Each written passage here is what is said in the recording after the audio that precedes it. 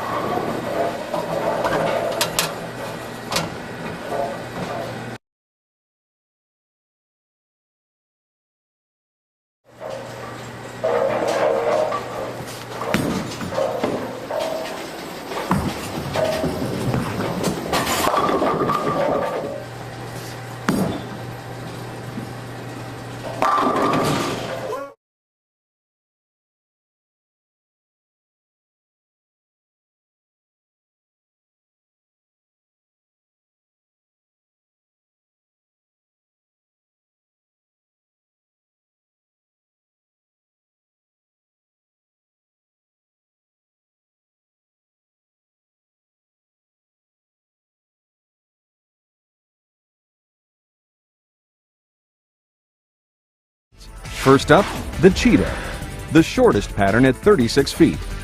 This cheetah may look harmless, but there is a fast and dangerous side. With fast-paced scoring and play near the channel, there's no room for error. Next, the viper, 38 feet of peril, requiring you to attack the pins from multiple angles to score well. The chameleon, at 40 feet, this pattern changes to outsmart its enemies. You have to be versatile in many styles of play to excel on this pattern. The scorpion, 42 feet long, dangerous, and unpredictable. The scorpion stings if you can't find the right groove. And last, the shark, 44 feet of lurking intimidation. You have to play deep inside the center of the lane to hook this big one. On typical house patterns, the area of the breaking point can be 5 to 6, or even 8 to 10 boards wide. In a sport pattern, you only have a couple of boards. On these patterns, if you make a good shot and miss the pocket, don't get discouraged. Be open-minded and make adjustments. Remember, these patterns are influenced by a number of things, so you have to adjust.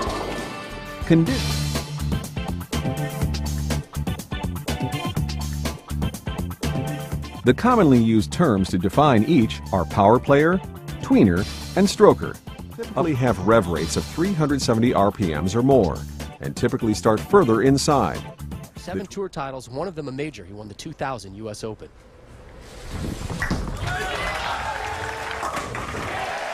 All somewhere between 300 and 370 RPMs. Tweeners typically start a bit outside of the power players. Frame here for Patrick Allen. Maybe. Gets it! Maybe. Strokers are going to have rev rates below 300 RPMs and will typically start to the outside of the tweeners. Early November.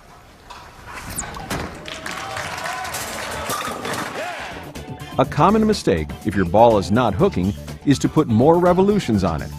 This typically results in throwing the ball faster, which defeats the increased revolutions, so speed becomes critical.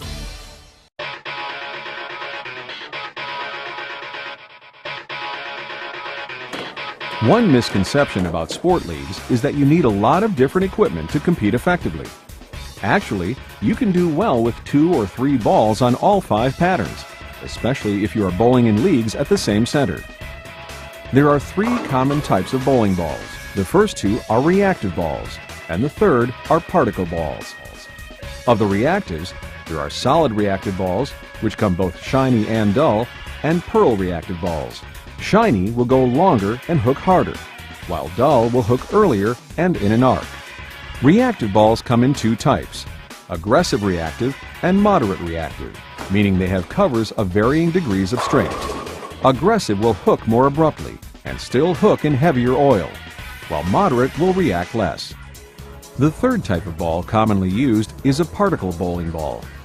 Particle balls come in solid and pearl.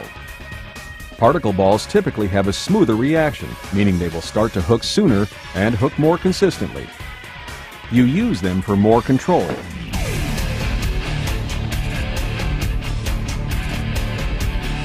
Your hand position is an important element of your delivery that you should adjust to the pattern and conditions. Many are now using adjustable wrist supports to maintain their hand position and either create more revs or less revs. The key is to make sure that you match up the wrist position to the pattern and ball that you're using. A strong hand position is like a cup position, where your fingers are underneath the ball. This position will help you put more revs on the ball. A firm position is when your wrist is straight and your thumb is pointing out. This position helps you to put moderate revs on the ball. A weak position is with a limp wrist and thumb down. This will have the least revolutions. Remember, because you are likely to strike somewhat less, spare shooting is at a premium. When it comes to picking up spares, it's a good idea to use a spare ball made of plastic.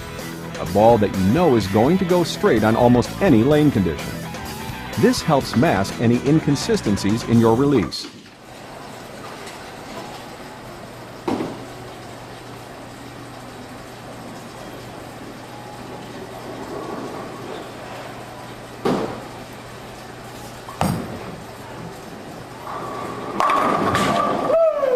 That's how you throw strike, baby.